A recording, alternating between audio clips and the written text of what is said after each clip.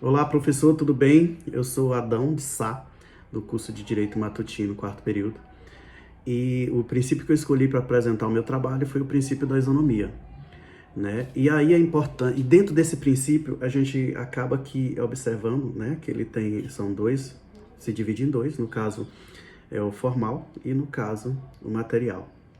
E a gente percebe que melhor explicou esse princípio foi o saudoso Rui Barbosa na Oração dos Nós, né? Que ele acaba aqui falando que devemos tratar os iguais na medida da sua igualdade e os desiguais na medida das suas desigualdades.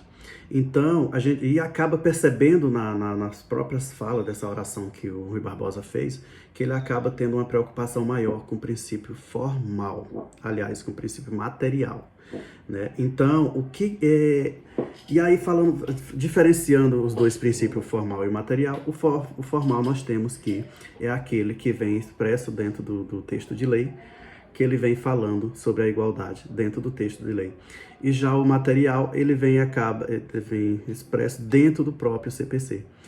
E no artigo 7º, ele vem, tipo assim, onde a gente enxerga mesmo, de fato, a preocupação do legislador, e ele dá essa segurança, né, no caso, para garantir essa igualdade, que o princípio da isonomia nada mais é do que a questão da igualdade dentro do processo e dentro do sistema de justiça judiciário brasileiro, né? Então, fazendo uma leitura prévia do artigo 7, ele fala que assegurada às partes a paridade de tratamento em relação ao exercício de direito, né, e a faculdades processuais, aos meios de defesa, ao ônus, aos deveres e à aplicação de sanções processuais, competindo ao juiz zelar pelo efetivo contraditório. Então, a gente percebe que o contraditório e a ampla defesa é defendido dentro do processo, né? Então, isso acaba que dando uma paridade entre os litigantes, né, no caso.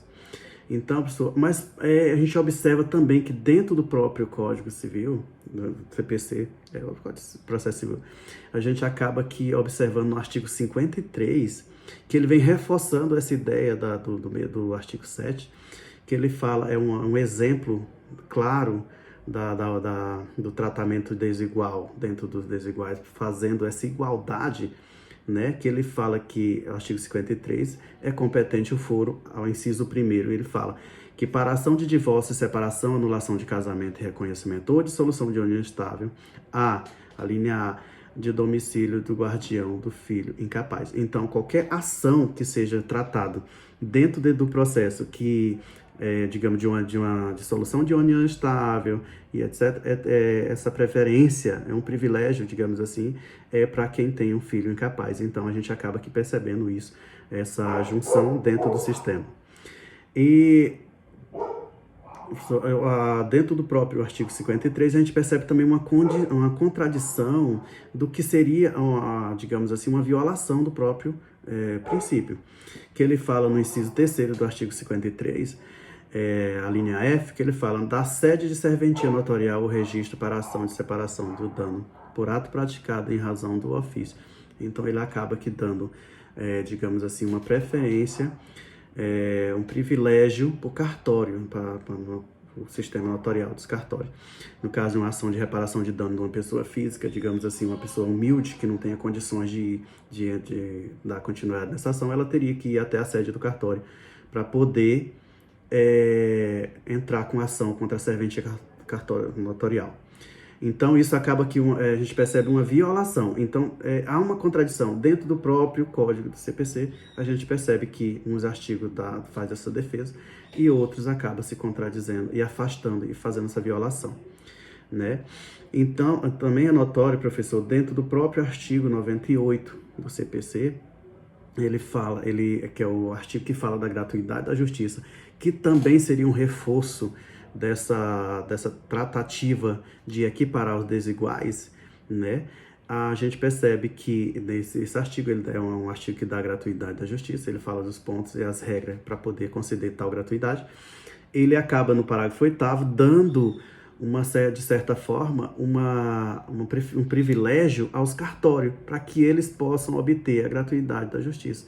Então, a gente percebe que mais uma vez, o CPC se contradiz e acaba que violando o próprio princípio, ele acaba violando o princípio da isonomia, porque o cartório teria essa condição de pagar essas custas processuais, quanto uma pessoa física que não tenha o mínimo de subsistência não teria.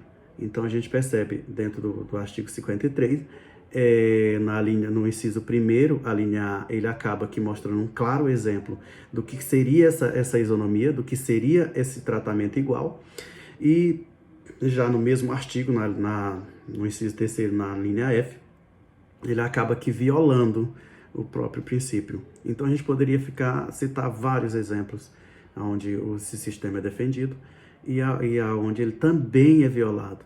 E aí cabe ao juiz, conforme preconiza o parágrafo 7, zelar, né, pelo efetivo contraditório. É isso aí, então. Muito obrigado pela oportunidade. Nos vemos em breve.